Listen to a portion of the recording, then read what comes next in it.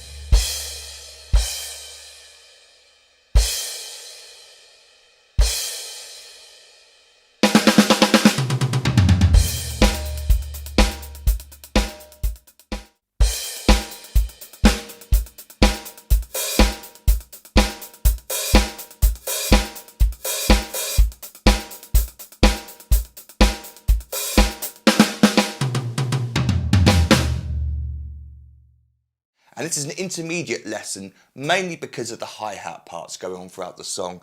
They're sort of a medium to fast tempo, but if you take a look at some of the parts in the song, there's nothing really complicated going on. It's just the tempo and really the consistency coming off the hi-hat nicely that makes this more of an intermediate drummer lesson. Saying that though, I've written at the top of the chart here, note the hi-hat part was overdubbed, and so this is how best to replicate the song as one drummer.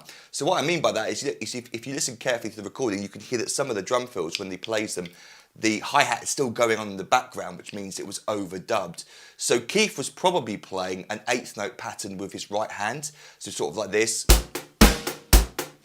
And the double-handed hi-hat part was recorded separately. So we'll talk about that as well in the lesson, where we can, if you really needed to, if you find that double-handed hi-hat thing way too difficult for you, then you could just play 8th notes all the way through on the hi-hats. But we're going to be looking at playing a double-handed 16th note, which is really what we're hearing on the recording and what I've transcribed best I can, because like I said, it's overdubbed, so there's some parts that one drummer couldn't play, so I've done my best to sort of take out the drum fills and see where you can put the hi-hats in, as we'll see as we get to it. So we start off with this double-handed 16th note pattern on the hi-hat, accenting naturally the downbeats on 1, 2, 3 and 4. 1 E and a, 2 E and a, 3 E and a, just right, left, 1, 2, 3, 4, 1, 2, 3.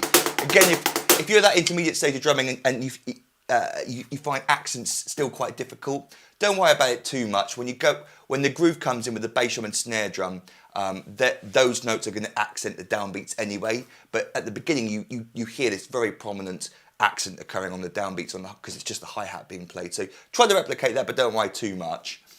And then at the end of each line, every 4 bars roughly, we get these open hi-hat patterns. And our first example occurs on the fourth bar there, where we get an open hi-hat on the and of 1 closing on 2, and the and of 3 closing on 4.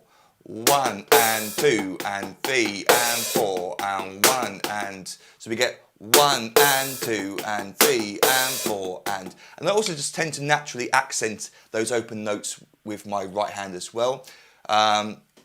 Again, it's a feel thing.